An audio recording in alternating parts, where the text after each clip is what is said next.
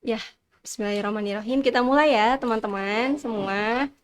Baik, alhamdulillah sudah ada sekitar 6 orang nih yang bergabung. Insya Allah berapapun pesertanya, itu yang terbaik. Kita mulai semuanya ya. Ya, bismillahirrahmanirrahim. Assalamualaikum warahmatullahi wabarakatuh. Wabihi nasta'inu wa ala umri dunia wadin wa ala alihi wassobihi wassalim amma ba'du.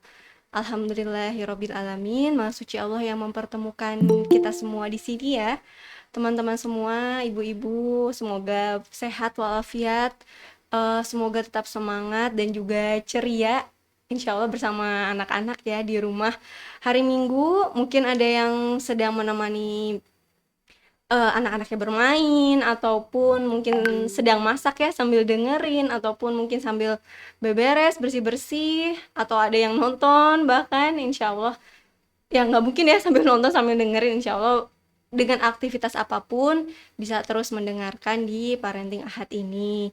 Iya, dan juga mungkin sekarang kita dalam kondisi sedih ya, berduka gitu dengan saudara-saudara kita yang sedang mengalami bencana. Kabar terbaru juga ada gempa, kemudian letusan Gunung Semeru. Masya Allah di bulan Januari ini Allah hadirkan banyak musibah. Mudah-mudahan kita lebih apa ya, lebih aware lagi gitu ya, lebih hati-hati lagi. Jangan lupa apa tetap yang tempat-tempat dekat daerah bencana persiapannya lebih matang lagi. Kemudian juga dengan adanya bencana ini jadi terus ngingetin kita ya, emak-emak semua di rumah bahwa kita ini akan pulang seperti itu.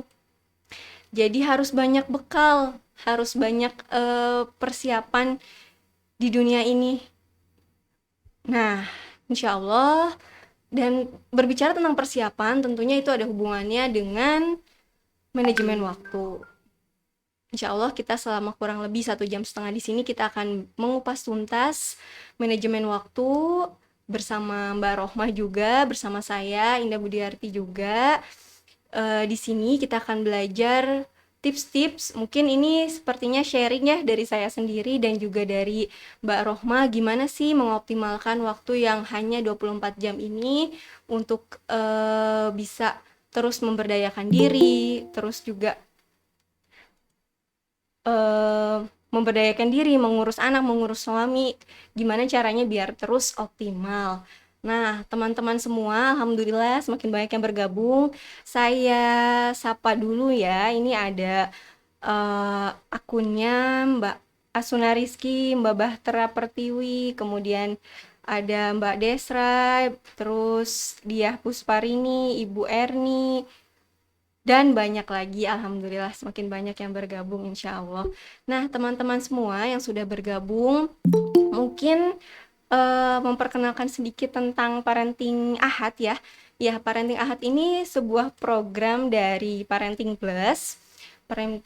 Sebuah program dari Parenting Plus. Ini adalah lembaga parenting yang mungkin teman-teman bisa banyak belajar tentang dunia parenting. Bisa langsung lihat di YouTube kami, yaitu di YouTube kami Parenting Plus, atau juga bisa follow IG kami di @parentingplus. Nah, sharing kali ini seperti biasanya sharing dengan ibu-ibu semua, namun kali ini kita pengen sharing dengan siapapun itu, ibu-ibu di sini, ibu-ibu yang sedang ada dalam grup webinar ini mungkin nanti pengen sharing tentang apapun ya, boleh tentang parenting, tentang kesehatan, atau bahkan tentang teknologi sekalipun. Nah, insya Allah nanti akan akan kami jadwalkan gitu ya kalau misalnya ibu-ibu di sini mau sharing tentang ilmunya, apapun itu ilmunya, seperti itu. Baik, sebelumnya kita lanjut untuk mulai ya. Saya akan menyapa dulu Mbak Rohmah. Assalamualaikum Mbak Rohmah. Waalaikumsalam warahmatullahi wabarakatuh. Sehat Mbak? Alhamdulillah. Gimana cuaca di Batam ya hari ini? Sendu-sendu. Sejuk lah. Oh, Ya, nggak sejuk. terlalu. Mm-mm. Gimana anak-anak udah ini ada yang pegang? Lagi tidur, lagi Oh, siap tidur. semuanya. Iya, alhamdulillah baik. Kita mulai ya Mbak ya. Insya Allah mungkin Baik. sampai jam 10 lebih 10. Nanti setelah itu eh, ibu-ibu yang lain juga boleh sharing tentang pengalamannya memanage waktu, nanti bisa open mic pada waktunya ya, ataupun ada pertanyaan, saya yakin pertanyaannya sudah bisa dijawab sendiri sih, seperti itu. Dan di sini kita hanya sharing aja, mungkin ada yang baik dari kita diambil, yang buruk mohon dimaafkan seperti itu. Ya, baik.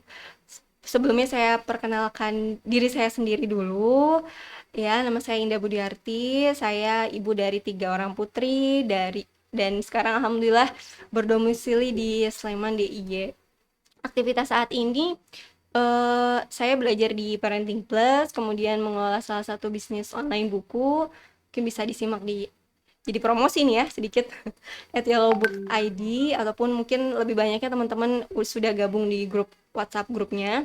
Kemudian belajar di IP Jogja juga, seperti itu. Salah satu karya buku antologi belajar berlayar bersama di IP Jogja, seperti itu. Nah, sekarang kita ke Mbak Rohmah nih. Ini Mbak Rohmah ini adalah ibu yang luar biasa dari 2 orang anak ya, Masya Allah anaknya. Nanti Mbak Rohmah sendiri deh yang cerita eh, gimana tentang anaknya ya. Nih saya akan memperkenalkan dirinya terlebih dahulu. Ya, narasumber yang kedua ada Mbak Rohmatul Hidayah, AMD Kep SST. Beliau adalah seorang istri, kemudian yang menjalani LDM. Nah, nanti kita akan tahu gimana nih ceritanya LDM itu, suka dukanya seperti apa, dan juga memiliki 2 bayi balita nih. Kinderen met Outweikeling Forsprong, itu bener gak ya? Nanti kita tanya lagi ke Mbak Rohmah. Lompatan perkembangan atau gifted ya, anak yang memiliki kecerdasan atau jenius ya, seperti itu, dan sedang fokus menulis dan mendampingi balita menghafal Al-Quran di rumah. Masya Allah.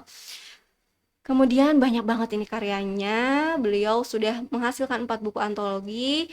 Yang pertama Menabung Cinta untuk Buah Hati, cerita tentang 2020 jilid 2, kemudian Pesan Cinta dari Allah, Hello 2021 jilid 3, dan insya Allah menyusul 1 buku solo. Aktivitas saat ini adalah beliau full time mami dengan kondisi LDM, kemudian founder Rumah Baca 5A Al-Fatih, Fastabikul Khairat, catatan pengasuhan, Iqra 1 Reading Everyday, Sohibul Quran Kids. Kemudian tergabung juga ya di Parenting Plus sebagai narasumber, moderator, fasilitator, dan mengikuti kegiatan pembelajaran di Komunitas Menulis Indonesia KMO Batch 219, kegiatan kelas menulis, belajar bahasa Arab, grafologi, dan HTP. Kemudian beliau juga tergabung di Indonesia Peduli Anak Gifted, Parenting Plus, Taklim Anak Asunah, Savana, Rutab Al-Korni, grup kajian online. Masya Allah banyak sekali. Beliau bisa dikunjungi. Mungkin yang kepo dengan Instagramnya bisa langsung follow di @rohmah_Umu Maryam atau di FB-nya Rohmah Umu Maryam. Beliau tinggal di Batam, Kepri, Indonesia ya. Masya Allah banyak banget ini aktivitasnya ini, jadi saya juga sebenarnya malah belajar nih ke Mbak Rohmah dengan banyaknya aktivitas, tapi bisa menghasilkan karya-karya luar biasa. Kita belajar bersama-sama ya ibu-ibu. Baik Mbak Rohmah nih. Halo Mbak Rohmah. Iya Mbak. Ya, sebelumnya ini saya mau tahu nih gimana nih suka duka LDM nih. Sebelum kita ke tips menjadi ibu produktif ya. Langsung ke LDM ya. Iya. Bismillahirrahmanirrahim. Assalamualaikum warahmatullahi wabarakatuh. Alhamdulillah binikmati tatimu sholihat. Segala puji bagi Allah ya telah mengaruniakan kita kesempatan nih untuk sharing sama-sama di Parenting Ahad bersama Parenting Plus. Mbak Indah, suara saya kedengaran jelas nggak ya? Kedengeran jelas, Mbak Rohmah. Enak banget suaranya nih, cocok jadi penyiar. Oh gitu ya. Allahumma barik alaih. Ya saya lanjut ya. Ya. Salawat dan salam semoga senantiasa tercurah ya kepada junjungan kita Nabi besar Muhammad SAW yang membawa kita dari zaman jahiliyah pada zaman yang penuh dengan cahaya ilmu seperti sekarang ini. Sebelum saya sharing, mari kita bersama-sama kita luruskan niat kita dalam forum ini ya, semata-mata karena Allah untuk menimba ilmu, supaya kita bisa jadi orang tua yang selalu semangat untuk memperbaiki diri, berdaya, berkarya, mengambil peran menjadi bagian dari rahmatan lil alamin, menebar kebaikan, menebar manfaat seluas-luasnya. Sebagaimana Rasulullah pernah bersabda ya Mbak Indah, sebaik-baik manusia adalah yang paling banyak memberi manfaat untuk umat. Insya Allah kita bisa mengambil peran itu ya dan jadi agen perubahan demi kebangkitan Islam. Oke, tadi pertanyaan Mbak soal LDM ya. Saya kemarin sebentar Mbak, sebelum habis. LDM mungkin bisa perkenalan diri sedikit nih Mbak. Ini yang tadi pakai bahasa Jerman ya. Itu tuh iya, aktivitas Mbak Rohmah mungkin bisa dijelasin juga dengan dua balita. Kelewat itu pertanyaannya. Ya nggak apa-apa. Perkenalannya singkat aja ya, sebenarnya udah ada di slide ya, yang tadi disebutkan sama Mbak Indah juga udah cukup lah menurut saya ya. Saya di sini kan cuman sekedar berbagi pengalaman aja ya, semoga bisa dipetik hikmahnya. Saya Rohmatul Hidayah, biasanya dipanggilnya Rohmah atau Bunda Amar, ya kadang dipanggil juga Mama Bule gitu ya, karena anak pertama saya kayak bule. Jadi ya panggilannya banyak sekali. Saya seorang istri, suaminya cukup satu, anaknya alhamdulillah 2. Yang pertama laki-laki, usia 4 tahun 7 bulan. Yang kedua perempuan, usianya 1 tahun 2 bulan, masih bayi ya. Kalau dibilang gifted saya sebenarnya belum, ya tapi kalau kata Pak Aldi sih udah dibilang gifted ya. Cuman kan ada beberapa literatur yang mengatakan kalau gifted itu adalah yang memiliki IQ di atas 130. Jadi mungkin saya lebih nyaman aja kalau di anak saya tuh dipanggil dengan ya itu tadi lompatan perkembangan, karena dia mengalami lompatan perkembangan gitu ya. Jadi umur 1 bulan udah bicara, udah ngomong jelas gitu, udah mengeluarkan kata yang jelas, terus udah ngafalin Quran sendiri gitu ya. Baca usia 4 tahun juga udah ngafalin Quran sendiri ya Mbak? Ya, kemarin pokoknya ya nggak sepanjang hari gitu ya Mbak, paling sekali duduk gitu, biasanya sekali duduk setengah jam, 1 jam, itu 1 halaman. Masya gitu. Allah. Ini ada umur 4 tahun ya?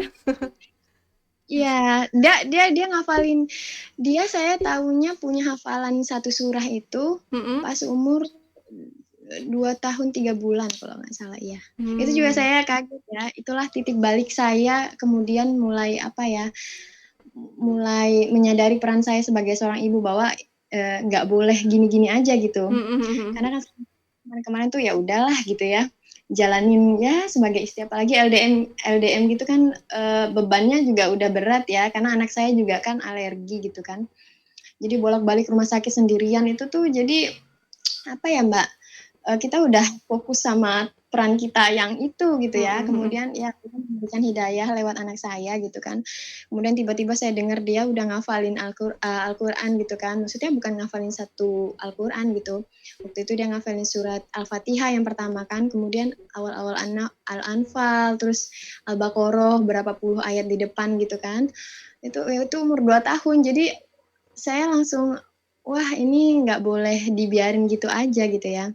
Jadi saya mulai belajar lagi, mulai cari tahu, kemudian saya jadi tahu tentang gifted, tentang lompatan perkembangan tadi, seperti itu. Kalau hobi saya kan baca, menulis, mengajar. Ya paling ngajar-ngajar anak sendiri lah fokusnya di sini, di rumah sendiri ya. Soalnya kan kalau suami mintanya saya kan jadi full time mommy aja ya. Nggak boleh kerja di luar gitu kan, yang terbatas waktunya.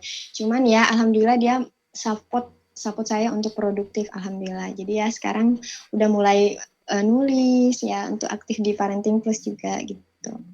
Ya cukup seperti itu. Iya, siap Mbak Rohmah. Nah, kita mulai aja tentang manajemen waktu ini ya. Kira-kira nih menurut Mbak Rohmah sendiri, poin penting dari manajemen waktu tuh apa sih bagi seorang Mbak Rohmah? Oke, poin penting dari manajemen waktu ya. Kalau menurut saya kita bisa merujuk nih ke Al-Quran ya, karena kan Al-Quran itu kan adalah pedoman kita umat Islam ya. Poin pentingnya itu ada di Quran surat Al-Asr ayat 1-3 ya, karena cuma 3 ayat ya, kita udah hafal semua ya surat ke 103. Wal asr innal insana lafi khusr illal ladzina amanu wa amilus solihati wa tawassaw bil haqq wa tawassaw bis sabr. Demi masa, sungguh manusia berada dalam kerugian kecuali orang-orang yang beriman dan mengerjakan kebajikan serta saling menasihati dalam kebenaran dan saling menasihati dalam kesabaran. Nah, poin yang lain nih Mbak yang merupakan kunci dari tips manajemen waktu ya menurut saya ini ada di Quran surat Al-Insyirah surat ke-94 ayat 7. Auzubillahi minasyaitonirrajim fa idza faragta fansab. Maka apabila engkau telah selesai dari suatu urusan, kerjakanlah dengan sungguh-sungguh urusan yang lain. Jadi setelah kita ngerjain satu, kerjain lagi yang lain. Selesai lagi, kerjain yang lain. Gitu terus setiap hari. Sehingga kita nanti kalau terbiasa seperti itu, kita akan, kalau kita biasakan bikin evaluasi gitu ya, evaluasi harian, itu akan kelihatan itu progresnya. Kalau kita selesaikan satu, nanti itu akan terlihat ketimbang yang dulu enggak punya prinsip seperti ini gitu ya. Terus ada lagi nih Mbak perkataan Ibnu Qayyim tentang manajemen waktu ini. Waspadalah terhadap setiap jam dan bagaimana ia berlalu. Dan hanya habiskanlah waktu itu dengan cara sebaik mungkin. Jangan mengabaikan dirimu sendiri, tetapi buatlah dirimu terbiasa dengan amalan yang paling mulia dan terbaik. Dan kirimkan ke kuburanmu sesuatu yang kelak akan menyenangkan kamu ketika tiba di sana. Jadi menurut saya poin paling penting dari manajemen waktu itu adalah yang pertama mungkin slide-nya bisa ini ya Mbak. Ya ini dia. Poin yang pertama itu jelas ya? Jelas nggak Mbak? Ya. Jelas.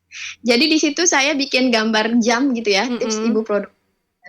Nah, saya bikin 12 poin itu sesuai dengan angka di jam kan ada 12 ya. Nah, yang di warna biru itu saya bikin ilmu dan visi. Jadi, sebelum kita melakukan apapun, paling penting sekali itu adalah ilmu sebelum amal. Iya kan? Cinta sebelum ibadah, gitu kan? Iman sebelum ibadah, seperti itu kan?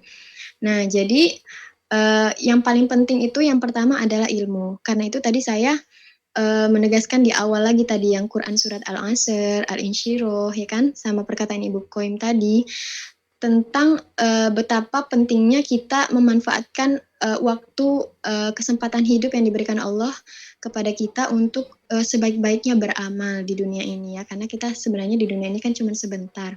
Dengan kita sadari ilmu ini, juga kita sekalian juga belajar bagaimana cara memanage waktu dengan baik, maka itu insya Allah kita bisa kedepannya akan lebih mudah Mbak, karena kalau ngerjain aktivitas yang banyak ini kan kadang kita lelah ya Mbak ya. Betul banget. Ini terasa lelah nggak kadang kalau ngerjain? Iya, lelah dan maksudnya dengan berulang-ulang terus itu yang dilakukan kan ya. Itu kadang aja juga, gitu ya. Bosan gitu. Iya, jadi penting sekali ilmu itu yang harus dipahami terlebih dahulu. Itu sebagai penyemangat kita menjalani aktivitas-aktivitas kita. Jadi ketika kita futur, kita lemah semangat lagi gitu ya. Ketika kita sakit kah atau diuji dengan ya sakit, ya anak-anak rewel atau rumah berantakan gitu ya. Kita akan ingat lagi bahwa setiap apapun yang kita lakukan diniatkan karena Allah, ya jadi itu akan bernilai pahala, jadi bernilai ibadah gitu kan. Dan kita ingat lagi pesan Rasulullah, sebaik-baik manusia adalah yang bermanfaat untuk manusia yang lain kan. Jadi itu akan menjadi tabungan pahala buat kita. Makanya saya selalu tekankan setiap tema apapun itu pertama harus pahami dulu ilmunya. Ilmu tentang pentingnya memanage waktu dengan baik dan ilmu tentang bagaimana cara memanajemen waktu dengan baik, seperti itu. Terus yang kedua itu visi ya. Visi. Nah, jadi kalau dalam keluarga kita kan kita harus punya visi ya Mbak. Apalah artinya kita menjalani hidup ini tanpa visi gitu ya, nggak punya tujuan. Kalau kita punya visi, punya misi, punya goals gitu ya, kita bisa evaluasi nih, apakah selama ini kita menuju dan mendekati tujuan kita, atau justru menjauh? Kita udah sesuai jalur visi kita, atau justru menyimpang? banyak orang terbuai loh Mbak dengan kata-kata ya kelihatannya bijak ya, tapi nggak bener ini. Mm-mm. Hidup ini mengalir seperti air katanya. Padahal kan air itu saja memiliki tujuan loh. Air itu aja mengalir dari mana? Dari hulu ke hilir kan? Mm-mm. Nah, kalau air saja punya tujuan, kenapa kita yang adalah makhluk yang mulia yang diciptakan Allah sebagai khalifah di muka bumi ini tidak punya tujuan gitu kan? Makanya setiap keluarga itu harus punya tujuan. Misalnya nih saya, kalau dari saya, suami saya dari sebelum nikah minta saya untuk di rumah, Mm-mm. ya. Kenapa dia minta saya di rumah? Kan saya bidan, saya 2 kali kuliah gitu, Hmm. uh, Iya ya benar, kan? sudah menghabiskan waktu Mm-mm. untuk belajar gitu ya Mbak, dan harus apa ya, ikhlas mengorbankan diri Ya menjadi dengan seorang dana yang ibu. besar Mm-mm. dan dia fokus di rumah. Dia jelaskan waktu itu, saya ingin kamu yang didik anak-anak seperti itu. Maka ketika saya mulai apa ya terbawa arus ya Mbak, terbawa arus kerempongan emak-emak gitu ya. Ketika saya terbawa arus rempong emak-emak ya nyuci baju kah atau apapun lah ngurusin anak yang rewel segala macam itu kalau kita lupa sama tujuan kita, kita akan lupa sama pesan suami kita di sebelum menikah itu.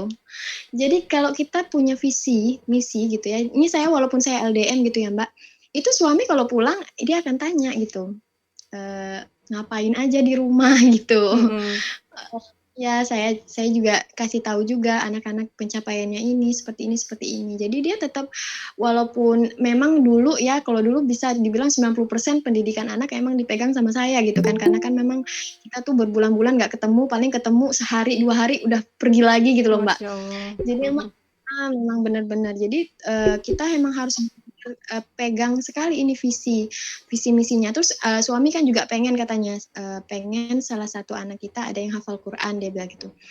Maka secapek apapun saya waktu ini, waktu sekarang inilah ya dengan LDM terus 2 anak gitu ya.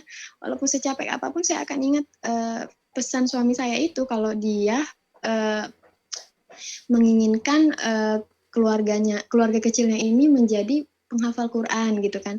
Artinya saya harus mulai menyusun kurikulum gitu ya Mbak, mulai bergerak sekarang gitu. Jadi tujuan-tujuan itulah yang membuat saya konsisten ya dengan pertolongan Allah ya Mbak. Mm-mm. Konsisten terus berusaha gitu, terus berusaha memberikan yang terbaik semampu saya, ilmu yang saya punya untuk saya salurkan ke anak-anak saya seperti itu. Dan pasti setiap keluarga pasti punya tujuan masing-masing ya di dalam keluarganya dan sesuaikan saja sama kebutuhan dan kondisi masing-masing keluarga. Jadi poin saya yang pertama itu pertama ilmu dan yang kedua visi. Ini dulu yang harus dimantapkan. Sebab kalau kita masuk langsung kepada manajemen cara-cara yang pastinya itu kan akan berkaitan dengan to-do list dan prioritas ya. Mm-mm, betul. Pasti dasarnya nggak kuat, itu nanti di tengah-tengah bisa zong lagi ya, karena dia nggak punya dasar yang kuat sama kayak tauhid. Jadi orang Islam yang hanya Islam begitu-begitu saja gitu, maksudnya ya udah Islam gitu kan, tapi dia nggak perkuat tauhidnya, ketika nanti diterpa badai itu bisa menyimpang gitu kan. Nah makanya kita harus pahami dulu ilmunya. Kenapa sih kita harus manfaatin waktu ini dengan baik. Terus apa namanya? Apa sih tujuan? Apa sih visi misi keluarga kita? Kita mau menuju ke pintu surga yang mana? Ini kan ada 8 ya. Kita mau Betul, betul. menuju yang gitu ya, seperti itu ya. Bisa dipahami ya. Terus yang ketiga nih yang paling penting. Kalau menurut saya ini justru kunci apa ya? Kalau saya yang pribadi saya rasakan ini Mm-mm. adalah kunci utama dari manajemen waktu versi saya gitu, bukan si Mm-mm. Bunda Amar ya, yaitu keberkahan, mencari keberkahan. Nah, mencari keberkahan ini di slide itu saya bikin di poin ketiga, keempat, dan kelima. Bagaimana itu? Yaitu niat, habluminallah, dan ridho suami. Nah, niat itu kita harus benar-benar apa ya, pastikan itu niatnya lurus. Ya paling mungkin di tengah-tengah kadang kan kita melenceng ya Mbak ya. Betul, Nah, betul. tapi kita harus ingat lagi pentingnya niat yang baik supaya diterima amal kita. Jadi ketika melenceng lagi, minta lagi sama Allah. Mohon lagi sama Allah supaya dilindungi dari niat yang tidak diridhoi gitu ya. Kemudian habluminallah. Nah, ini penting. Hubungan dengan Allah harus terus dijaga. minta terus sama Allah. Kita nih nggak bisa ngontrol anak kita 24 jam ya Mbak. Kita Betul. nggak bisa ngontrol kita, apalagi LDM nih. Nggak bisa kita kontrol mereka. Di rumah mungkin oke, di luar. Nah, maka menjaga hubungan dengan Allah itu penting sekali ya. Dan itu kalau kita dekat sama Allah, kita minta terus pertolongan sama Allah, Allah kan akan bantu kita kan menyelesaikan semua urusan-urusan kita. Jadi semua urusan kita tuh disertai sama Allah gitu. Yang poin yang selanjutnya adalah ridho suami. Ini juga penting buat saya. Ini versi saya ya Mbak. Jadi meskipun LDM yang tadi seperti saya bilang tadi ya, suami lagi kerja gitu, nggak di rumah, ya suami perlu tahu gitu aktivitas kita. Kita harus minta ridho sama dia. Contoh kayak saya bikin tulisan nih Mbak. Sebelum tidur ya, tek tulis gitu ya. Saya video ini gitu. Ini saya nulis nih 1 jam nulis naskah judulnya ini gitu. Saya bilang sama dia, terus saya kirimin filenya gitu kan. Saya mau ngirim ke penerbit yang ini. Mas Rido kan, saya telepon gitu. Iya, silakan aja, dia bilang gitu. Nah, sudah suami saya bilang Rido, nah saya tinggal sholat 2 rakaat baru kirim. Alurnya selalu begitu. Alurnya begitu terus. Jadi nanti ada kesempatan mau buat nulis, saya ketik, bikin, nanti saya bilang sama suami, Mas ridoin adek buat kirim ini, iya silahkan, dia bilang gitu, nanti saya sholat 2 rakaat lagi, baru saya kirim. Jadi nggak pernah yang, jadi saya nggak berani gitu yang, udah nulis nih, udah cantik, udah self editing gitu ya, bikin buku untuk gitu kan, oh udah pengen cepet-cepetan nih, biar di halaman pertama gitu kan. Ya enggak, tetap saya kekeh, yaitu saya buat, terus saya minta keridhaan suami, baru saya sholat dulu minta sama Allah kan, saya laporan lagi sama Allah gitu kan, ya Allah ini saya mau kirim. Nah setelah itu baru saya kirim naskahnya. Begitu juga dengan aktivitas-aktivitas yang lain, membeli kafling atau apapun, selalu saya harus libatkan Allah dan suami saya gitu. Jadi itu akan bikin apa ya Mbak, itulah mungkin yang dibilang Ustadz nuzul zikri ya, keberkahan waktu gitu ya. Nah itu yang saya rasakan. Terus juga saya pernah gitu loh Mbak, membiarkan diri saya gitu ya. Ya udahlah bangun ya jam 5 lewat gitu ya, udah sholat subuh gitu kan. Nggak tilawah, terus ya pokoknya ya nggak zikir pagi sore.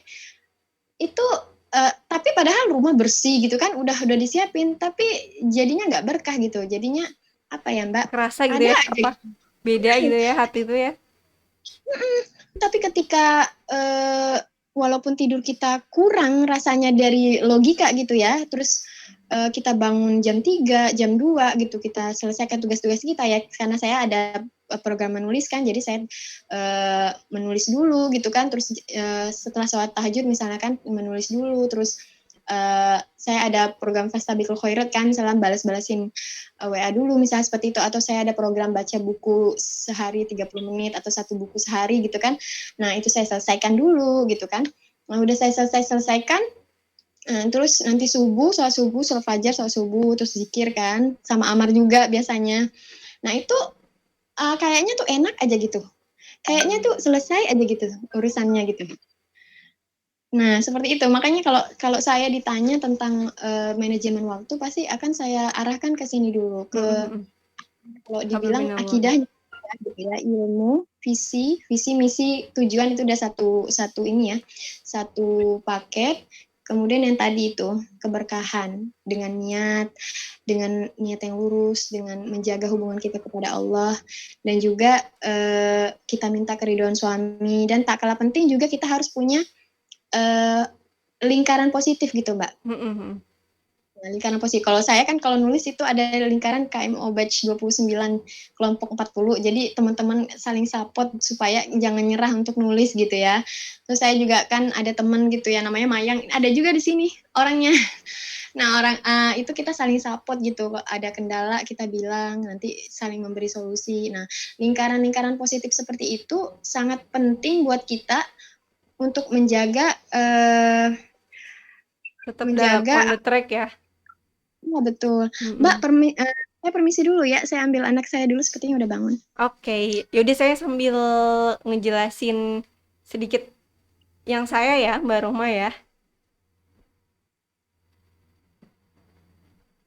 Oke, teman-teman, kita sambil nunggu Mbak Roma. Masya Allah, ini kayaknya semua hal sudah dijelaskan secara komplit tentang apa manajemen waktu ini oleh Mbak Rohmah ya. Mungkin saya di sini hanya memberikan kalau tadi Mbak Rohmah fokusnya Masya Allah ya tadi hablum minallah, ridho suami yang gimana kita harus jadikan akhirat sebagai tujuan. Nah, di sini saya akan membahas sedikit saja mungkin terkait hal teknisnya. Mungkin yang lebih dunianya ini seperti itu. Sepengalaman saya sebagai seorang ibu, alhamdulillah saya juga membuka sharing ya dari teman-teman semua yang mau sharing gimana nih cara membagi waktu di rumah. Nah, boleh silahkan di chat siapa yang mau sharing, nanti bisa open mic juga seperti itu. Nah, oke, saya jelaskan sedikit nih ya tentang manajemen waktu ala saya, ala Ibu Indah. Ini saya jelaskan sedikit ya. Ini kita dengan banyaknya aktivitas yang sepertinya tiada henti bisa menimbulkan kelelahan, kemudian stres otomatis ya dalam sehari-hari kita gitu ya. Dan juga menurut salah satu penelitian bilang kalau misalnya ibu-ibu stay at home mom itu potensi untuk kelelahan, potensi untuk stresnya ternyata lebih tinggi daripada working mom atau ibu yang bekerja seperti itu. Dan semua itu sebenarnya bisa diatasi dengan dua hal. Yang pertama manajemen waktu, yang kedua adalah manajemen diri. Nah, sekarang mungkin kita akan bahas tentang manajemen waktunya aja ya. Untuk manajemen dirinya nanti di lain kesempatan mungkin dengan orang yang berbeda pula. Seperti itu. Nah, kalau menurut saya dua kunci manajemen waktu itu, kalau tadi Mbak Rohmah bilang kalau kunci yang pertama memang sangat penting, yaitu kita harus punya ilmunya, kemudian juga niatnya tetap dijaga dan juga hablum minallah. Kalau versi dunianya gitu ya tentang kunci manajemen waktu ini menurut saya adalah setiap tindakan kita, setiap aktivitas kita tuh harus sebisa mungkin efektif dan efisien. Apa sih bedanya efektif dan efisien ini? Kalau efektif tuh lebih ke cara yang kita pakai, kalau efisien tuh lebih ke waktunya. Gimana dengan hal-hal yang minimal bisa menghasilkan hal yang maksimal. Kalau kata Mas Einstein seperti itu ya, everything should be made as simple as possible but not simpler. Segalanya bisa disederhanakan tapi jangan terlalu sederhana seperti itu. Kita ambil poin apa ya? Rules misalnya dalam sebuah hal itu ambil garis besarnya tujuan yang dipakai itu apa. Mungkin untuk tools-toolsnya itu berbeda-beda. Kayak misalnya nih ya, kalau saya sendiri misalnya salah satunya tentang makanan. Nah, kita tahu anak kita harus sehat, anak kita harus tercukupi nutrisinya seperti itu. Nah, untuk sayuran ini karena saya evaluasi juga kalau saya masak itu pagi-pagi agak lama, mungkin bisa sampai sejam gitu ya sebelumnya. Tapi saya pikir juga waktu saya hanya pendek. Saya belum nyiapin makan buat suami seperti itu juga belum apa ya anak-anak belum belajar, habis waktu sama masak doang gitu. Terus saya pikir garis besarnya kan tadi ya gimana caranya makanan itu harus sehat. Saya tahu juga latar belakang anak saya ternyata nggak terlalu ada beberapa yang nggak terlalu suka sayuran gitu ya, mungkin bisa dipendekkan waktunya dengan hanya membuat telur dadar yang sudah berbalut dengan sayuran ataupun di jus. Nah itu menurut saya timingnya waktunya lebih sempit lagi, lebih sedikit lagi. Nah itu apa ya contoh dari efisien seperti itu. Nah yang paling penting dari manajemen waktu adalah gimana kita bisa selalu untuk cerdas dalam menentukan prioritas. Nah, prioritas ini menjadi poin penting dalam segala hal, dalam segala bidang. Kalau di bukunya Eat the Frog itu ya, bilang kalau misalnya prioritas ini adalah salah satu hal yang kuncinya dari kesuksesan. Apapun itu, kuncinya kalau kita punya manajemen prioritas yang baik, kita bisa menghasilkan karya-karya yang baik pula, seperti itu. Dan untuk prioritas ini kita pakai prinsipnya Pareto Principle. Pareto Principle ini intinya gimana caranya kita fokus pada hal-hal yang kecil sehingga hal-hal itu bisa menghasilkan hal yang besar. Kalau kata Pareto Principle itu intinya gimana kita prinsipnya 20-80. Menghasilkan, kita fokus sama hal-hal kecil 20% itu untuk menghasilkan hal yang 80%. Kita tahu ya sifat manusia tuh mudah sekali untuk apa ya, kita tuh ingin mengerjakan semua hal gitu ya. Kita punya pikiran yang, oh ini semua bisa nih saya kerjain, tapi ternyata untuk masalah hasil ternyata nggak bisa. Nah seperti itu. Setelah beberapa tahun evaluasi, terus juga dievaluasi suami, Bu nggak bisa nih masa mengerjain semuanya gitu ya. Kita harus fokus gitu, kita harus punya apa ya, target gitu ya, kecil sedikit aja yang kita lakuin gitu. Seperti salah satunya dalam mengerjakan PowerPoint ini gitu ya. Suami saya bilang, saya tadi malam masih ngutik-ngutik di animasi. Mbak Rohma sudah bergabung? Iya Mbak, Iya. dari tadi. Oke, iya gitu. Mbak Rohma ini tadi ya, Mbak Rohma udah tahu lah pasti ya.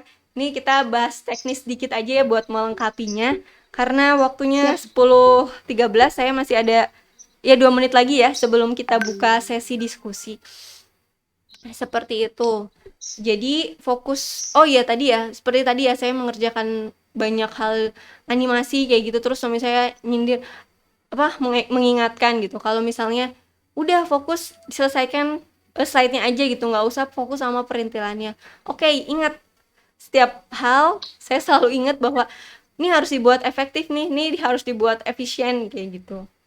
Kemudian tadi Mbak Rohma mungkin tentang menentukan goals ini udah bahas ya. Kita harus tahu goals kita apa. Mungkin ada yang punya program bikin program 5 tahunan, 3 tahun, 1 tahun. Kalau saya sendiri sih saya kurang cocok dengan yang punya program jangka panjang gitu ya, karena mungkin masih tentatif dengan anak-anak saya gitu ya. Belum bisa terpikirkan untuk program 5 tahun gitu ya. Mungkin setahun ya, saya coba buat yang setahun, yang intinya dalam menentukan goals itu kita harus punya value, kemudian strong way-nya apa, kemudian bertahap. Nah untuk strong way ini tadi Mbak Rohma juga udah jelasin banyak ya, kalau misalnya memang tujuannya harus habluminallah dan juga ridho suami.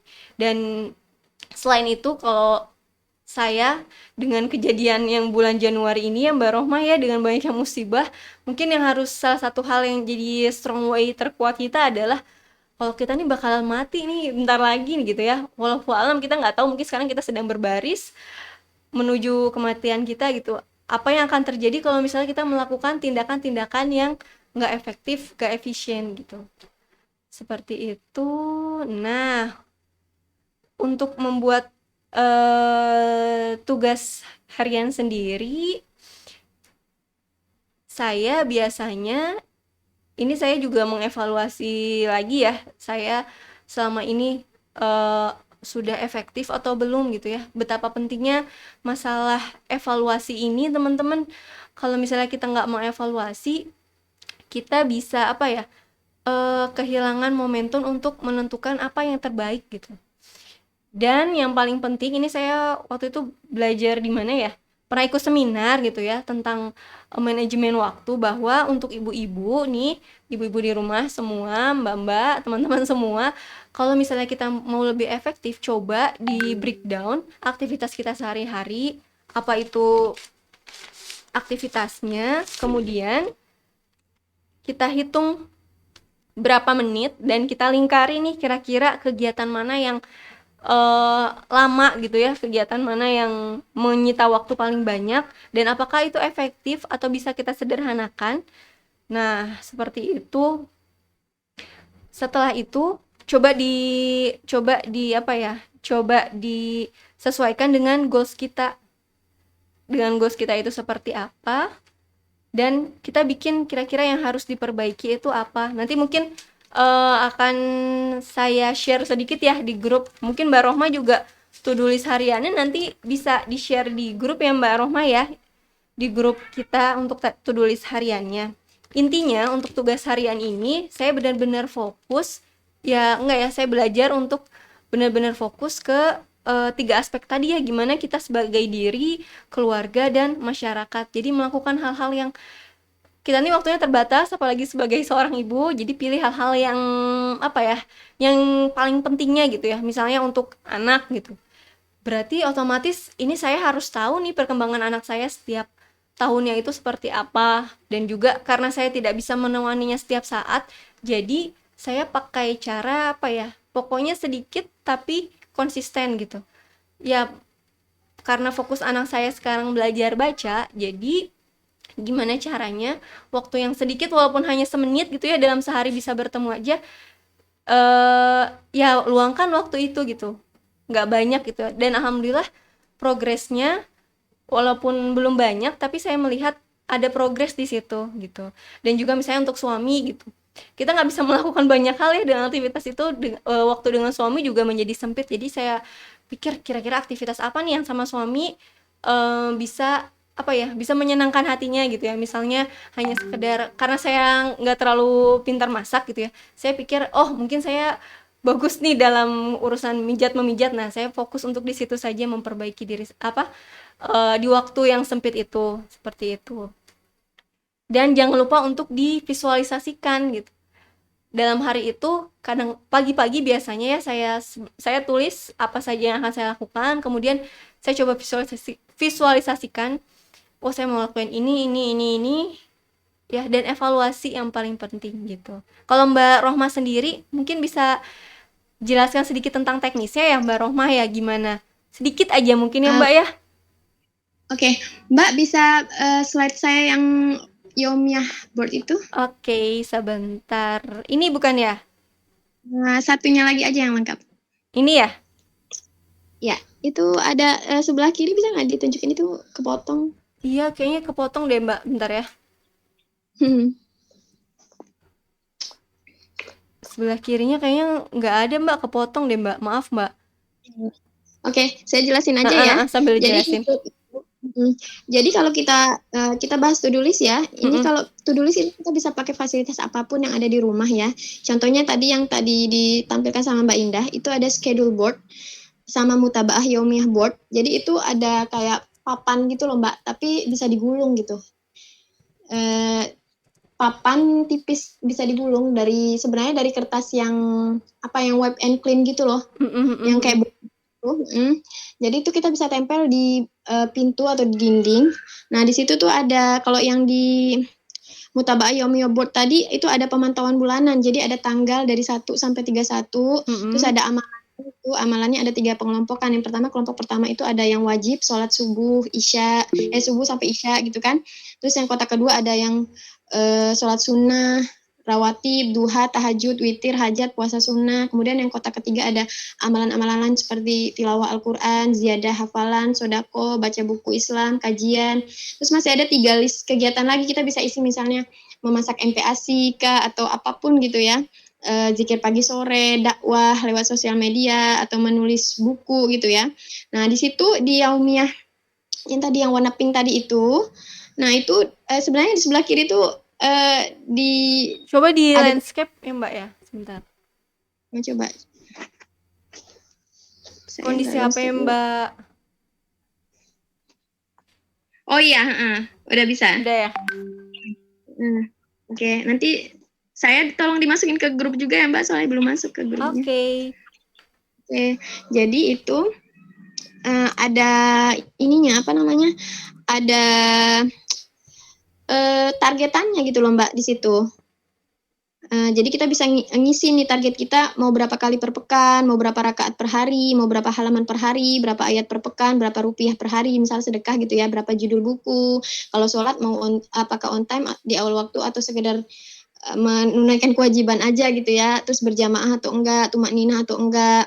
Nah ini tuh bagus banget ya untuk nanti persiapan Ramadan sebenarnya ya, walaupun sebenarnya itu bisa dipakai sekarang juga, karena Amar pun sebelum ada board ini, Amar anak saya yang 4 tahun ini udah terschedule gitu. Jadi saya kan bikin Fastabiqul Khairat ya, isinya saya, teman saya gitu. Kemudian Amar juga masuk di situ. Jadi setiap hari kita laporan. Hari ini Amar hafalin apa, hari ini Amar murojaah surat apa gitu. Jadi nanti akan ada evaluasi gitu. Jadi dievaluasi. Jadi ini penting sekali ya untuk menjaga semangat kita ya, supaya kita tetap on the track gitu ya. Tetap kita tetap di jalan yang kita pengenin gitu kan. Kita pengennya mau mencapai apa nih, jadi kita tulis di board itu, Terus kita setiap hari kita akan checklist aja gitu. Nanti di akhir bulan pun kita akan lihat tuh, oh ternyata saya bisa nih selama 1 bulan ini saya sholat on time nih, gitu kan? Atau saya udah baca buku sekian buku nih dalam 1 bulan ya, seperti itu. Nanti bisa di share di grup ya. Oke. Terus kalau selain board ini, Mm-mm. kita bisa pakai yang tadi yang lebih sederhana ya Mbak, yang pertama tadi yang warna ungu ya, yang Heeh. schedule board. Itu ada 5 aktivitas per hari. Kita bisa isi apa aja ya tadi, masak MPASI kah, atau olahraga kah, terserah ya. Tapi itu terbatas aja 5 aktivitas dari Senin sampai Ahad. Terus di belakangnya juga ada board kayak papan tulis gitu. Jadi kita bisa bikin mind map impian-impian kita atau planning-planning kita gitu ya. Terus kita juga bisa kok kalau misalnya nggak punya itu, kita bikin di buku aja, buku agenda atau buku biasa, kita list apa aja yang mau kita lakukan. Tapi yang paling penting adalah kita harus tentukan prioritas. Jadi dari semua list itu kita harus buletin mana-mana yang penting. Kalau saya Mm-mm. karena punya anak, saya pokoknya sholat itu harus jalan, terus makanan harus ready gitu kan, karena itu kan makanan susu gitu ya, itu harus Mm-mm. ready. Jadi di pagi hari itu udah disiapin semua, pekerjaan rumah domestik udah selesai semua. Jadi anak-anak bangun gitu kan. Kalau Amar tuh biasanya kalau misalnya dia bangun sepertiga akhir malam gitu kan, nanti dia nunggu sampai terbit matahari, ngantuk dia tidur lagi gitu Mbak. Jadi kalau ada jam 11 atau jam 10 dia bangun lagi gitu, nah dia kita udah beres gitu, rumah udah rapi gitu kan, makanan udah siap gitu. Jadi kita bisa lanjutin lagi aktivitas kita, misalnya mendidik anak, menghafal Quran, atau membaca buku, atau ngajarin membaca, dan lain sebagainya ya gitu. Mm-mm. Terus ada lagi nih Mbak, teman saya, sahabat saya ini, Iya. dia makan aplikasi di HP. Jadi mungkin bisa di-download ya di Play Store gitu ya. Heeh. Ada namanya si Xiaomi dan Tik-Tik. Jadi teman saya ini pakai ini tuh untuk alat bantu pengingat. Mungkin teman-teman bisa mencoba ya. Seru pakai aplikasi ini. Soalnya teman saya ngerasain ini cocok buat beliau yang belum terbiasa bikin to-do list ya. Jadi belum bisa ngerjain target tanpa alat bantuan. Karena masih ada hal-hal yang miss gitu kan kadang kan. Jadi kalau ada pengingat dari HP gitu kan, kadang kan kita pegang HP terus ya hari-hari gitu kan. Jadi kita ada yang reminder gitu. Minum, waktunya minum nih gitu, waktunya sholat nih, waktunya ngajarin anak nih, kita bikin gitu. Tadi namanya apa ya Mbak aplikasinya Xiaomi ya? Xiaomi ada 2 aplikasi, Xiaomi dan Tik-Tik. TICK. Nanti mungkin bisa Nanti di share lebih jauh lagi di grup ya dengan Mbak Mm-mm. Mayang. Beliau yang paham soal aplikasi ini gitu. Dia versi modernnya, kalau saya versi konvensional gitu ya. Jadi kita bisa nogetin Mbak habit kita, mau minum air putih 3 liter sehari, terus diet kita, Heeh. olahraga, terus pokoknya apapun lah. Jadi kalau kolomnya komplit gitu ya, kita itu bisa memicu hormon dopamin kita kan. Jadi level bahagianya meningkat, level stresnya otomatis turun kan. Turun. Mm-mm. Jangan list-list yang lain, terus jadi termotivasi lah gitu. Cuman dia ada kelebihan sama kekurangan, nanti mungkin bisa lebih jelasnya nanti di grup aja bahasnya ya. Oke. Karena terbatas gitu. Yang paling penting adalah to-do list dan buat prioritas ya. Jadi kita harus tahu, kita tentuin prioritas. Kalau kayak saya kan sekarang nulis gitu kan, jadi saya harus prioritaskan juga gitu. Tiap pagi tuh pekerjaan saya udah selesai nih. Misalnya kayak sekarang saya mau ngisi parenting ahad gitu ya, saya harus Mm-mm. selesaikan materinya gitu kan, harus bikin materinya gitu kan. Terus saya juga nulis KMO ya, di Mm-mm. KMO. Berarti saya harus sarapan ke atas setiap hari selama 30 hari berturut-turut. Jadi saya harus siapkan materinya. Kemudian saya ikut juga nulis buku antologi kan. Jadi Mm-mm. saya juga naskahnya untuk ngirim untuk buku antologinya. Jadi itu jadi prioritas buat saya. Kemudian saya kan sekarang jadi tim parenting plus di sini ya. Jadi Mm-mm. ya moderator gitu kan, dan narasumber kadang-kadang. Jadi itu juga harus saya prioritaskan supaya ya kalau misalnya saya nggak prioritaskan kayak sekarang nih, kalau saya nggak prioritaskan saya nggak bisa sharing di sini kan, karena saya akan tenggelam dengan kesibukan-kesibukan yang lain. Jadi saya harus bulat-bulatin yang mana yang penting gitu. Agenda harus ada ya, tanggal-tanggalnya dibuat gitu kan. Ya seperti itu aja sih Mbak. Terus kalau saya pribadi ya Mbak, karena udah Heeh. punya anak, mungkin ada yang punya anak nih, rahasia saya selain itu adalah sebenarnya ini yang paling penting sebenarnya. Ini nyawanya ibarat kata. Heeh. Ya, tuntas kemandirian anak. Saya sangat terbantu sekali dengan anak saya yang umur 4 tahun ini, karena dia dari 1 tahun sudah bantuin saya, Mbak. Jadi Hmm. memang ketika dia kecil, saya memang fokus mendidik life skill dia gitu ya. Jadi dia udah bisa beresin tempat, jadi bangun tidur dia beresin tempat tidur, di rumah neneknya pun dia beresin tempat tidur neneknya, dia lipat bed cover, nyapu kayak gitu umur 4 tahun. Iya, dia nanti habis makan dia cuci piring, terus dia makan sendiri, pakai baju sendiri. Pokoknya nanti adiknya mandi dia siapin semuanya, handuk segala-segalanya. Terus saya lagi nenen, nanti dia tiba-tiba saya bangun nyusuin gitu kan, dia bunda Amar udah nyapu gitu, kayak gitu. Jadi Masya Allah. kalau punya anak itu memang ini yang paling penting. Kalau kita mau terbantu, mau ngerjain yang lain ya, karena kan kita kadang terbawa pengen, ya seperti saya nih sekarang pengen nulis, pengen sharing gitu kan. Mm-mm. Nah itu baru-baru ini saya ngelakuin ini, karena yang kemarin saya fokus ke dia, memang saya fokus menyiapkan dia jadi pribadi yang mandiri gitu.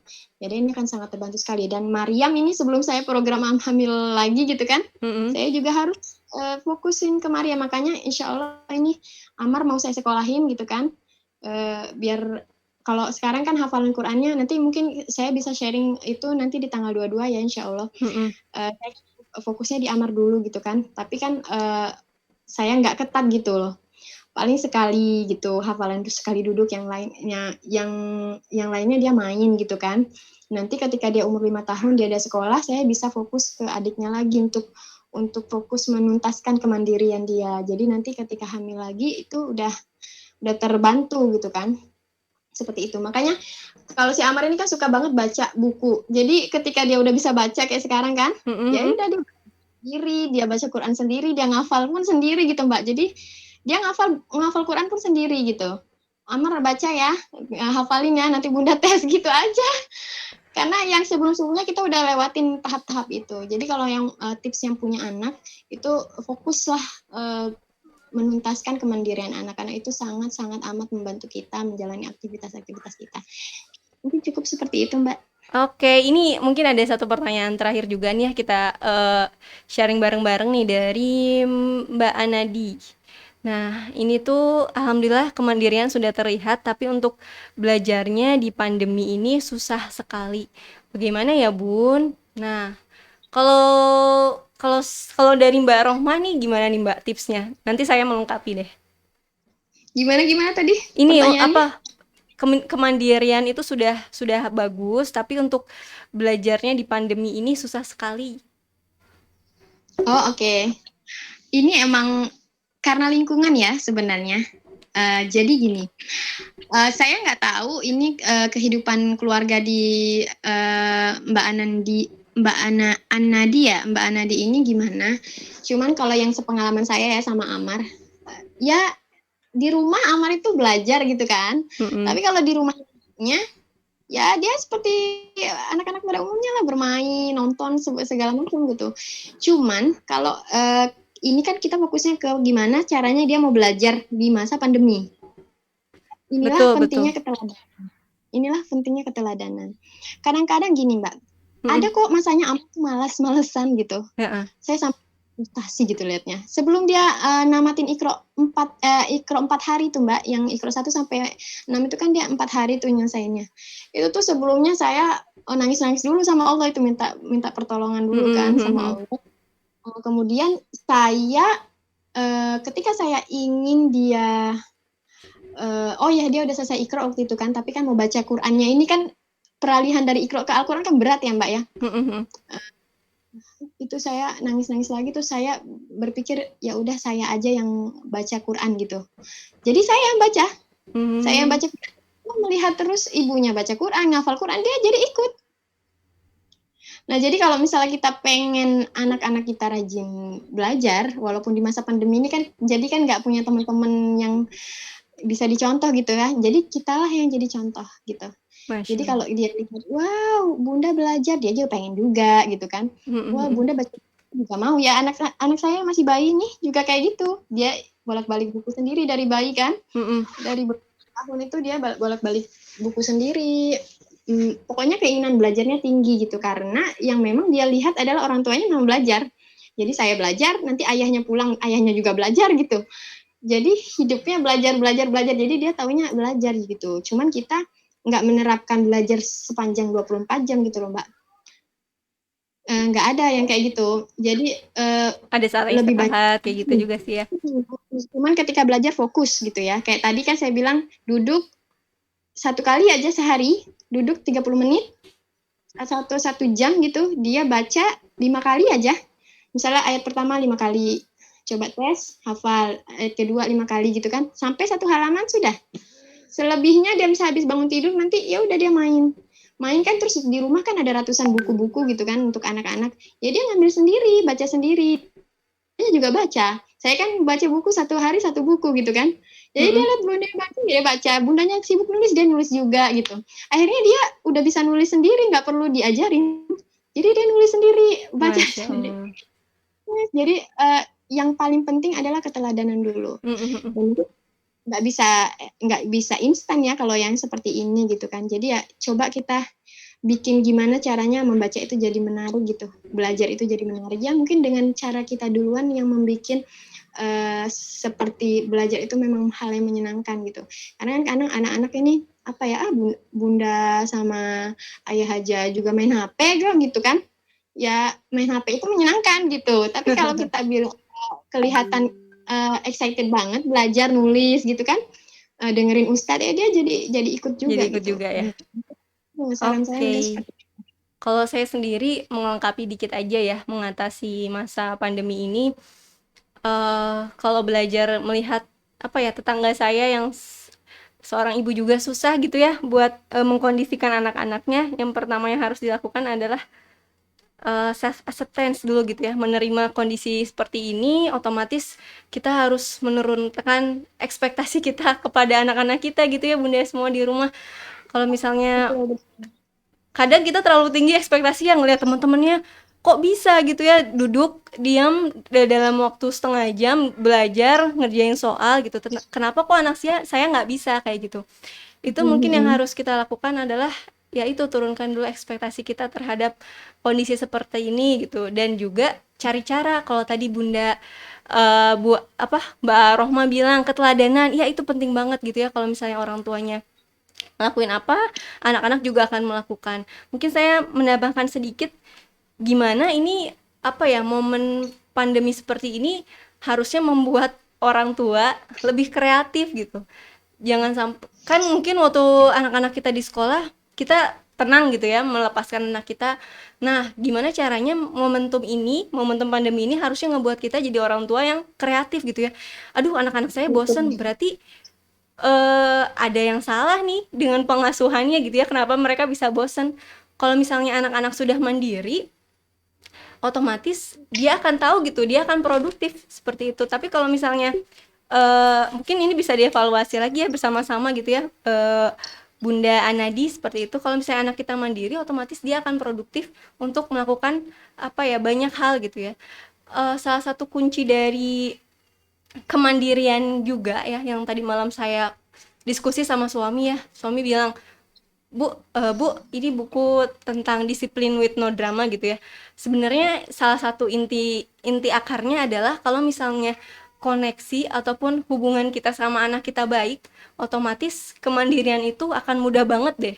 Coba lihat contohnya, ini anak saya Fakiha, maksudnya saya lagi belajar buat dia nggak apa ya, nggak tidurin, nggak ditemenin terus nih, karena selama ini masih selalu ditemenin gitu ya. Kalau suami saya kontrol gitu, ternyata salah satu hal yang membuat anak gampang mudah diinstruksikan, gampang mudah untuk kerjasama itu karena koneksi kita, hubungan kita dengan anak-anak kita baik gitu. Jadi mungkin salah satu hal yang bisa bunda lakukan adalah yaitu komunikasi sama anak nih, apa utarakan gitu ya apa yang terjadi selama ini gitu sama anak-anak, dan kita cari solusinya bersama, gimana ya biar adek nggak males-malesan, biar adek bisa tetap ngerjain, apa bunda kasih reward ya, apa bunda apa ya bikin eh, makanan gitu ya, mungkin setelah belajar ataupun sesuatu yang bisa kita persiapan gitu untuk anak kita. Kayak gitu sih. Kuncinya di komunikasi dulu nih sama anak-anak kita. Kalau misalnya kan ini udah sekolah ya, mungkin kita bisa komunikasikan lagi hal-hal solusi apa yang bisa kita lakukan. Nah, terakhir nih karena waktunya sudah sampai 10.37 nih tentang emosi nih, Mbak Rohmah, kira-kira manajemen emosi yang dilakukan itu seperti apa? Sebelum kita tutup ya. Iya, emosi kemarin sebenarnya udah dibahas sama Pak Aldi ya, suami Mbak Indah. Sama Rabu ya, kita setting ulang lagi SPR kita. Jadi sebenarnya tadi kan pertanyaannya apa tadi? Ini yang terakhir boleh dari share tips dan ini ada pertanyaan terakhir ya. Boleh share tips dan triksnya Bun manajemen emosi untuk anak saya. Masya Allah. Ini Bunda anaknya 4, 5, 4, 2, 6 bulan dan saya sering lepas kontrol. 5 tahun, 4 tahun, 2 tahun, 6 bulan saya sering lepas kontrol. Maaf, ini ada ART atau enggak ya? Terus tinggalnya merantau kah atau gimana? Belum Mungkin, ada. belum. Mungkin secara umum aja kali ya Bun ya. Sebenarnya intinya itu adalah kita turun ekspektasi sih ya. Sebenarnya saya sharing pengalaman saya ya. Iya boleh. Jadi saya sebenarnya terlahir di tengah keluarga yang ibu saya tuh tipe yang apa ya? Yang ini menuntut kebersihan gitu ya. Saya dari kecil tuh pokoknya harus bersih rapi gitu kan. Imbasnya ini suami saya yang evaluasi, dia bilang, jadi tuh saya kalau lihat berantakan tuh apa ya nggak bisa gitu ya. Pengennya dibersihin gitu ya. Rajuk gitu lah ibarat kata gitu ya, dulu banget. Dan itu tuh anak saya si Amar yang dulu masih umur 1 tahun 2 tahun tuh udah ngerti tuh si sama ayahnya tuh udah cepet-cepet kalau saya udah diem tuh, oh ini kayaknya ngambek nih gitu, langsung beresin rumah gitu ya orang itu. Nah kemudian berjalannya waktu saya kemudian setelah lahir anak saya yang kedua ini, yang bayi ini, entah kenapa ya dengan rahmat Allah ya alhamdulillah, tiba-tiba perasaan apa ya kesel itu hilang aja gitu Mbak. Ya alhamdulillah itu semua pertolongan Allah ya. Jadi kembali lagi kita minta sama Allah. Ya. Kita nggak emosi kalau kita nggak mendekatkan diri kepada Allah ya. Jadi amalan ibadahnya harus tetap dijaga, hubungan sama Allah harus dijaga ya. Terus jaga lingkaran pertemanan gitu ya dengan orang-orang yang positif. Jadi energi positifnya juga tersalur ke kita gitu kan. Betul. Dan kasih gitu. Jadi gini, kalau saya sebelum tidur atau sore itu saya nyapu nih, mau nyapu. Jadi saya bilang sama anak saya yang Amar ini, Amar, Bunda mau nyapu. Bunda mau mandi dulu ya, Bunda mau nyapu, saya bilang gitu. Nah nanti oke, Bunda katanya gitu. Nanti dia beresin mainannya. Padahal berantakan nggak apa-apa, biarin aja berantakan, makanan berserak karena yang anak yang kedua ini nggak mau disuapin Mbak, jadi dia mau makan sendiri, jadi berantakan yang minta ampun. Jadi ya udah mau gimana lagi gitu kan, karena masih bayi kan nggak mungkin kita marahin gitu kan. Jadi paling di batas akhirnya, karena saya selalu berprinsip sebelum tidur saya harus maksudnya sebelum tidur diusahakan untuk bikin kondisi rumah bersih gitu ya, maksudnya tidak yang di dalam aja dulu gitu kan. Nah jadi paling saya bilang, Umar, Bunda gitu misalnya, Bunda mandi dulu ya, dia nanti beresin sendiri rumah, mainan saya tinggal nyapu gitu kan. Jadi seharian berantakan nggak apa-apa daripada kita sikit-sikit ngomel gitu kan. Terus ya saya kan ini anak-anak gabung-gabung juga sama sepupu kalau di rumah neneknya gitu kan, berantem apa, bukan berantem sih, apa ya, ya ada aja lah nangis gitu ya, nangis-nangisan gitu ya, udah kita orang tuanya aja yang berusaha untuk bijak. Kalau kata Bunda Eli gini, otaknya belum bersambungan gitu, jadi kita Masya Allah. Dasar anak soleh gitu. Jadi kalau saya lagi marah nih, Amar anak soleh, semoga kamu jadi anak penghafal Al-Quran. Bunda kesal kamu berantakin mainan, tolong dirapikan, Bunda mau mandi sekarang kayak gitu. Jadi itu kan kita kan perempuan kan butuh ngeluarin unek-unek gitu ya kata-kata. Jadi saya tetap keluarin, Amar anak soleh, semoga kamu jadi pemimpin yang hebat. Nah terus saya bilang, Bunda pusing lihat berantakan kayak gini, tolong bantu Bunda ya nak. Terus saya pergi, karena saya emosi kan saya mandi atau wudhu atau pokoknya pergi. Jadi kalau saya emosi saya pergi. gitu. Kadang-kadang yang sulitnya itu anak saya ini nggak mau ngerti gitu ya. Nggak adalah dia nggak mau pisah sama saya gitu. Tapi tetap saya bilang saya butuh waktu Amar. Bunda sedang marah. Bunda nggak mau kebablasan gitu ya. Tolong Amar pergi dulu di sana gitu. Nanti setelah emosi saya reda, saya makan es krim juga di balik pintu gitu ya. Menenangkan diri lah, makan es krim atau apa, menyusui anak gitu kan.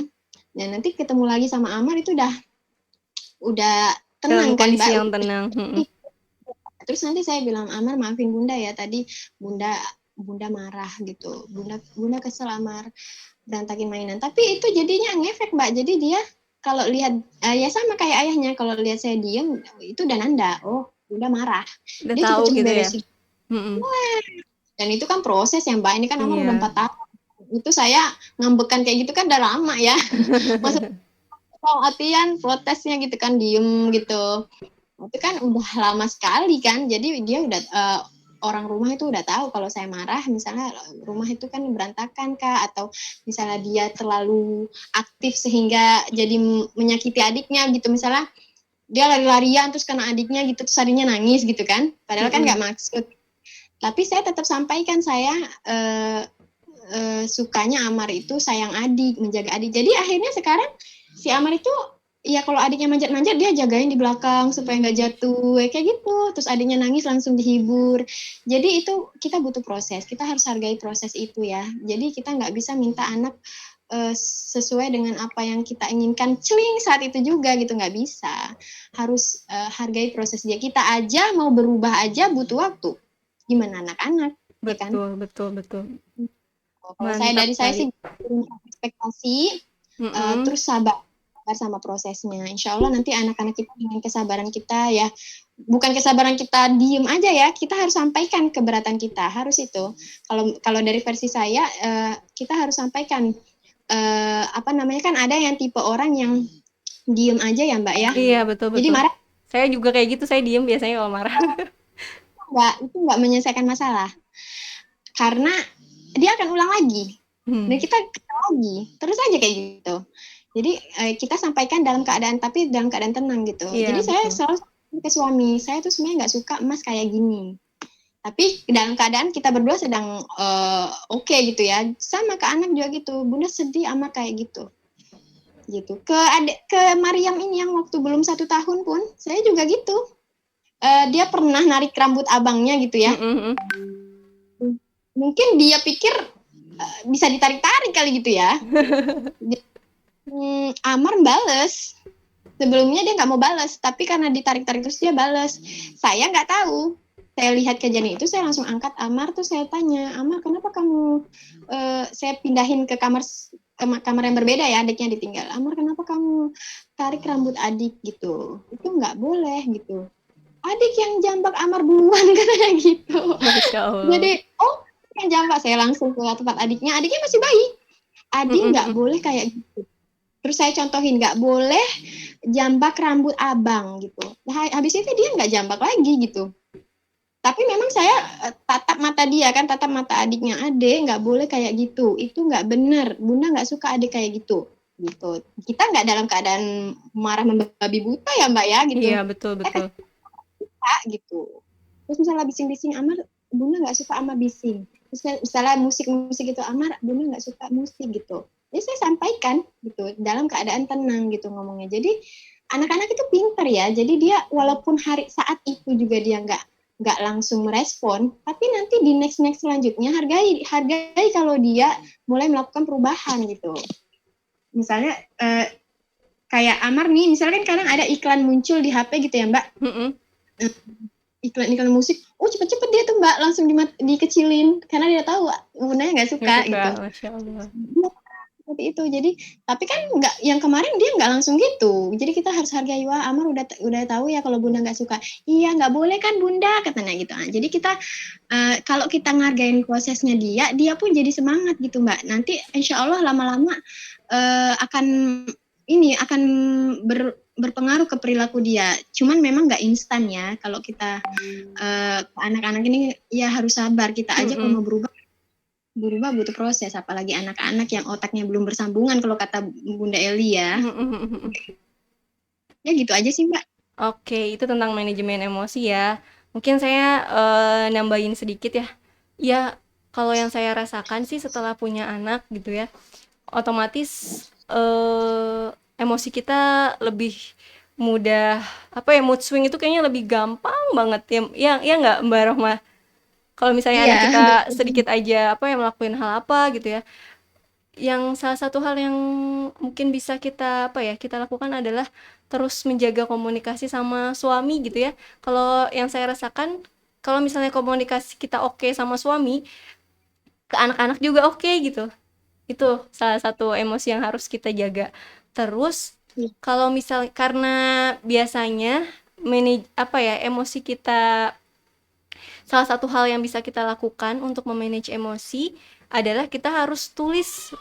Bunda mungkin bisa coba ditulis kira-kira eh, apa ya? Kita kenali diri kita gitu. Kita kenali diri kita, apa sih faktor penghambat atau faktor yang bisa memunculkan emosi-emosi itu tadi gitu. Apa kita kelelahan kayak gitu ataupun mungkin salah satunya kita nih gampang baperan kayak gitu. Nah, itu mungkin skill-skillnya baperan itu jadi salah satu hal yang apa ya sebagai penghambat kita untuk mendidik anak-anak kita, dan itu nanti skill yang harus kita tingkatkan gitu, jangan sampai kita gampang baperan lagi kayak gitu.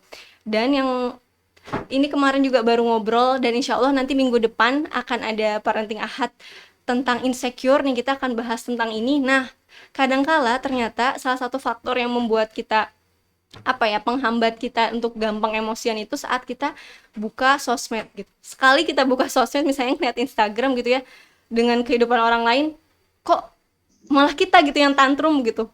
Bukan hanya anak-anak aja yang tantrum, kita juga kadang malah kitanya nih yang tantrum, jadinya ngaruh lagi ke anak-anak kita. Jadi kita sebisa mungkin untuk membatasi sosmed ini. Nanti insya Allah akan dibahas lagi lebih lanjut tentang insecure kayak gitu ya di parenting ahad minggu depan. Dan yang ngaruh banget kenapa emosi ini gampang lepas, tadi kalau Mbak Rohmah bilang salah satunya adalah yang paling penting dalam setiap tahap perkembangan anak, gimana caranya membuat anak itu lebih mandiri. Kalau misalnya anak kita lebih mandiri, otomatis apa ya kerungsingan itu ya, emosi-emosi kita yang nggak jelas itu juga akan apa yang akan nggak sering muncul gitu, karena kita ngelihat buah dari perjuangan kita gitu, anak-anak kita tumbuh secara mandiri kayak gitu. Jadi kalau misalnya manajemen emosi yang perlu dilakukan tadi, kita harus cek nih, harus tulis nih Bunda semua, tulis penghambat apa saja nih yang membuat kita mudah emosian kayak gitu sih. Kayak gitu Mbak Rohmah, karena waktu juga sebenarnya masih 10.50 ya, tapi karena mungkin sudah tidak ada pertanyaan yang masuk, mungkin kita akan akhiri perjumpaan kita ya Mbak Rohmah ya. Ya Mbak. Baik, mungkin ada closing statement dari Mbak Rohmah. Apa ya? Ya Tadi intinya semuanya adalah udah, ini bener-bener isinya daging semua nih dari Mbak Rohmah. Masya ya, Allah. udah di-share semua sih semuanya sebenarnya ya. Ya pada intinya pokoknya kita harus balik lagi dengan sabar lagi ya, renung lagi, ngobrol lagi sama suami tentang visi keluarga, kemudian mulai buat lagi apa namanya to-do list-nya ya. Saya mau sharing sedikit Mbak, saya Boleh. kan ada program Fastabiqul Khairat ya. Ini sih orangnya baru teman saya aja karena saya mau fokus sama dia dulu gitu kan. Nah, saya pakai metode 10-40. Nah, 10-40 ini gini, jadi saya kasih tantangan gitu kan. Saya kasih tantangan apa nih yang mau dia upgrade, pengembangan diri apa yang mau dia upgrade. Misalnya saya lihat membacanya masih kurang gitu ya. Nggak bisa baca rutin setiap hari, rasanya 5 menit itu kayaknya berat gitu kan. Maka saya fokus di situ selama 10 hari. Jadi di situ aja pokoknya baca 30 menit sehari. Nah, itu dilakuin. Jadi dengan punya teman sama-sama baca, kita jadi jaga semangat. Dan saya tetapkan konsekuensi. Jadi kalau dia nggak laporan, berarti besok ganti ya gitu. Jadi ada konsekuensinya gitu. Konsekuensinya yang mendidik ya, maksudnya konsekuensi yang bukan yang tidak berhubungan. Berarti konsekuensinya harus misalnya baca 30 menit, berarti kalau nggak baca berarti besoknya harus diganti 30 menitnya jadi 60 menit gitu. Jadi tetap berhubungan sama baca. Jadi harapan saya nanti itu setelah 10 hari nanti baru ditambah dengan apa lagi. Nah, seperti itu mungkin bisa dicoba sama ibu-ibu semua ya gitu. Jadi ibu tentuin nih mau apa dulu. Mau apa dulu yang mau dikerjain. Jangan dulu bikin to-do list panjang-panjang deh. Satu aja dulu. Betul. Benar. Satu aja dulu gitu. Fokus dulu di situ sehingga badan kita udah nyesuaiin ritmenya gitu. Gitu. Jadi misalnya kita pengen zikir pagi sore rutin nih, ya gitu ya. Ya udah, bikin target zikir pagi sore. Nggak perlu ada board gitu, bikin aja dari kertas gitu, bikin 1 sampai 30 kotak-kotak gitu. Jadi di checklistin gitu. Jadi itu kan bikin semangat gitu. Oh, checklist. Oh, aku penuh nih. Udah 7 hari. Jadi kalau hari ke-8 nggak mau zikir pagi kayak sayang ya mau sembuh. Nah, jadi gitu nanti itu kebiasaan. Kalau kata Ustadz Khalid tuh kalau kita rutin 40 hari ngerjain suatu aktivitas itu biasa jadi habit gitu. Makanya dalam hadis ya kalau nggak salah itu kita disuruh sholat jamaah 40 hari berturut-turut kan? Supaya terhindar dari sifat munafik gitu ya. Nah, itu. Jadi saya pakai di Fastabiqul Khairat tuh sistem metode 10-40. Jadi 10 misalnya saya baca buku, nanti di hari 11 ke 20 berarti baca buku dan zikir pagi misalnya. Nanti hari ke-21 sampai 30 berarti 3 kegiatan gitu. Tapi kan yang kegiatan-kegiatan lainnya kan udah ini ya Mbak, udah terbiasa ritme tubuhnya. Betul. Nah, ya kayak gitu. Kalau saya terapin ke Amar kayak gitu jadinya. Karena Amar kemarin saya kan terapin dia 6 hari gitu. 6 hari saya bener-bener bimbing dia baca Quran. Jadi ketika hari ke-7 saya lepas, saya anggap libur, dia ngambil Quran. Nah, jadi udah terbiasa. Begitu juga dengan baca buku. Jadi apapun, ini bisa untuk ibu-ibu terapkan dan bisa juga untuk anak-anak diterapkan gitu ya. Coba deh bertahan di 6 hari pertama. Kekeh gitu, pokoknya ngajak anak baca buku gitu. Pokoknya nggak boleh ada bolong gitu. Kalau bolong ulang lagi dari awal. 6 hari aja dulu coba. Nanti anak-anak tuh jadi ketagihan dan kita pun jadi ketagihan gitu. Seperti itu. Jadi intinya adalah kita harus tahu prioritas dan segera lakukan sekarang juga. Jangan ditunda-tunda lagi. Oke. Iya, baik Mbak Rohma, karena waktu juga sudah pukul 10.55, insya Allah kita ketemu lagi di lain kesempatan ya Mbak Rohma ya.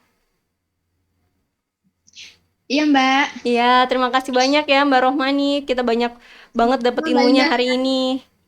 Saya juga ini banyak, kalau saya lebih ke pengalaman, kalau Mbak Indah lebih ke teori ya, sama seperti kelasnya Pak Aldi. Iya, insya Allah. Jadi saya senangnya Parenting Plus itu, karena dia didasarkan dengan secara ilmiahnya gitu. Jadi saya juga sambil belajar di sini. Sama Mbak Rohma, makasih banyak. Ya, baik teman-teman semua, karena waktu juga sudah hampir pukul 11 ya. Alhamdulillah hari ini kita banyak sekali dapat ilmunya tentang manajemen waktu. Tadi gimana caranya kita harus fokus dulu nih untuk pikir lagi, cari terus tahu ilmunya saat kita menentukan goals kita apa. Kemudian tadi tentang membentuk kepribadian anak, maksudnya membangun kemandirian anak, betapa itu sangat penting sekali. Kita harus tahu juga step by step perkembangan anak itu seperti apa, dan juga gimana caranya tadi kita harus cerdas menentukan prioritas. Kita hidup tidak akan lama di dunia ini, waktunya hanya 24 jam, sementara mimpi kita, cita-cita kita banyak, tapi kita harus ambil beberapa saja yang memang benar-benar sangat penting dan menurut kita memiliki value untuk akhirat dan dunia kita. Baik, insya Allah kita akan bertemu di Parenting Ahad minggu depan, insya Allah lebih seru lagi, karena kita akan bahas nih tentang insecure nih, mama-mama, ibunda semua yang sebagai agen sosmed yang sangat aktif mungkin ya di Instagram seperti itu. Gimana nih tipsnya agar tidak merasa rendah diri gitu ya dengan keadaan kita, dan juga tetap full of attention sama anak-anak kita walaupun kita harus bersosmed. Tapi gimana ya caranya agar lebih efektif seperti itu? Kita akan bahas di Parenting Ahad minggu depan. Jangan lupa follow akun Instagramnya @parentingplus, dan juga rekaman ini insya Allah ada rekamannya, bisa langsung cek. Yang biasanya nonton YouTube tentang masakan seperti itu ya, ataupun yang menyenangkan, mungkin sekali-sekali bisa mengunjungi di YouTube kami ya, di Parenting Plus. Jangan lupa subscribe seperti itu. Saya Indah Budiarti izin undur diri. Wabillahi taufiq wal hidayah. Wassalamualaikum warahmatullahi wabarakatuh. Tetap semangat Bunda semua. Assalamualaikum.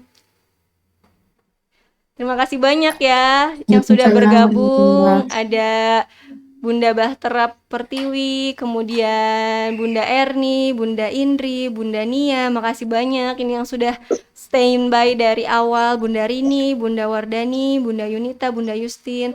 Izin untuk keluar dari grup ya. Assalamualaikum. Waalaikumsalam warahmatullahi.